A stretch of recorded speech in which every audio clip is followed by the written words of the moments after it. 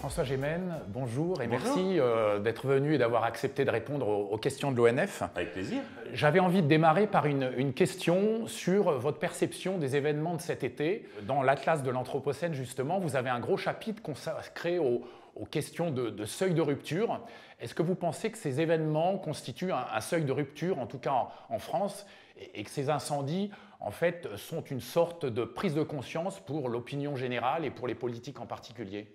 Je pense effectivement que ces incendies peuvent constituer une forme de prise de conscience dans le public par rapport à la vulnérabilité de la France et plus globalement des pays européens par rapport aux impacts du changement climatique. Et pendant très longtemps, on a mis une très grande distance psychologique entre nous-mêmes et les impacts du changement climatique, comme si nous étions en quelque sorte immunisés contre ces impacts, comme si ces impacts allaient arriver aux autres, aux générations futures, aux pays du Sud, plutôt qu'à nous-mêmes. Et j'ai même envie de dire que la géographie de ces incendies, où il y a eu des régions qui jusqu'ici étaient relativement épargnées par ces feux de forêt, a quelque part, à mon sens, contribué à ancrer auprès du public l'idée que toutes les zones du pays étaient vulnérables.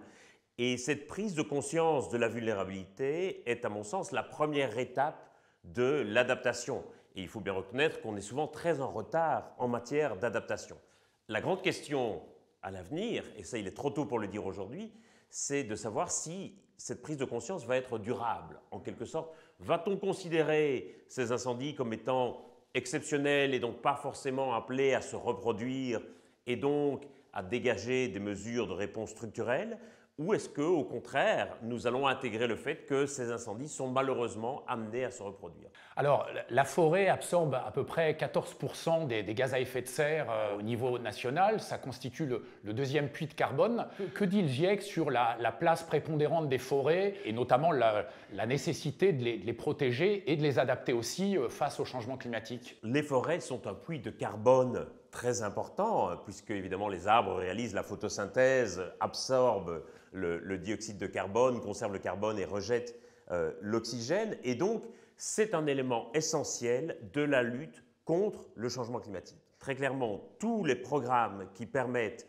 de ralentir ou d'arrêter la déforestation, d'encourager la reforestation, c'est ça de gagner dans la lutte contre le changement climatique. Et c'est pour ça que dans les pays qui pratiquent intensément la déforestation, le Brésil, mais aussi les pays du bassin du Congo ou des pays comme l'Indonésie, il est vraiment essentiel que dans ces pays, les processus de déforestation s'arrêtent ou en tout cas ralentissent considérablement, et ce n'est pas ce qu'on a observé au cours des dernières années. Dans les pays qui ont une gestion plus durable de leurs forêts, comme la France, la plupart des pays européens, des politiques de reforestation sont tout à fait importantes pour essayer d'absorber une partie du dioxyde de carbone excédentaire que nous avons envoyé dans l'atmosphère. Et donc c'est vraiment un levier très très important dans la lutte contre le changement climatique. Alors j'avais envie aussi de vous poser une question de science-fiction. Alors science-fiction, je l'espère, hein.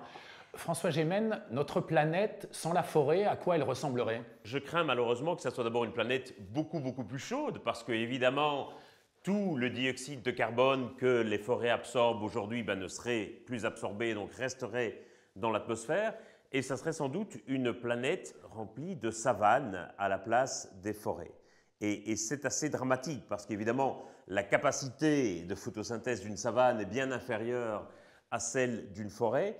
Et c'est une véritable crainte que nous avons scientifique. Si certains seuils d'élévation de la température sont dépassés, que la plupart des forêts ne se transforment en savane. Et donc, malheureusement, c'est plus une hypothèse qu'on peut tout à fait exclure aujourd'hui. Ce n'est plus tout à fait un scénario de science-fiction. D'accord, donc on comprend bien qu'effectivement l'homme a besoin de la forêt. Et est-ce que vous pensez que la forêt a besoin de l'homme pour se développer, pour être gérée de manière durable? Je dirais que ça dépend de quelle forêt on parle.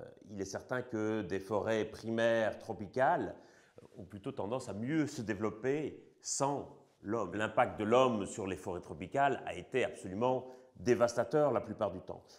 Dans des forêts, dans nos pays, effectivement, là, il y a une nécessité de gestion durable des forêts, y compris à la fois en matière de protection contre les incendies, mais aussi parce que les forêts sont des ressources économiques pour les pays et certains arbres sont plantés à des fins assez spécifiques. Et donc là, la question de la gestion des forêts devient un véritable enjeu de gouvernance. Alors c'est vrai qu'au niveau de l'ONF, on n'est pas dans un contexte où on a ces forêts primaires, mais on essaye de diversifier, notamment d'avoir des zones où on laisse la forêt en libre évolution, parallèlement à d'autres secteurs où on essaye plutôt d'avoir une gestion, des fois anticipatrice, puisqu'il y a des dépérissements.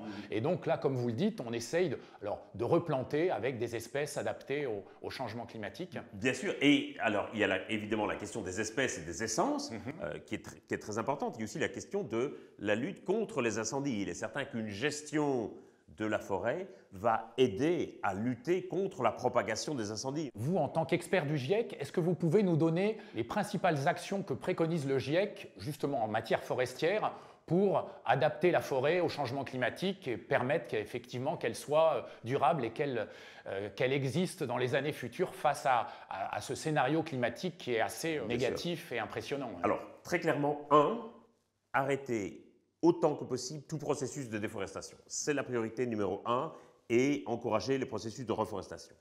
2, diversifier les espèces qui sont plantées au sein des forêts. Et on sait que des forêts plus diversifiées ont tendance à propager moins rapidement les incendies. Et il y a vraiment un risque, notamment pour la France, d'avoir des méga-feux, c'est-à-dire des feux qui vont complètement détruire toute la biodiversité et toutes les couches superficielles du sol pour plusieurs années et qui parfois vont s'auto-entretenir. Et donc ça, c'est un risque important, y compris en France, et la diversification des espèces peut contribuer à se prémunir de ces types de feux.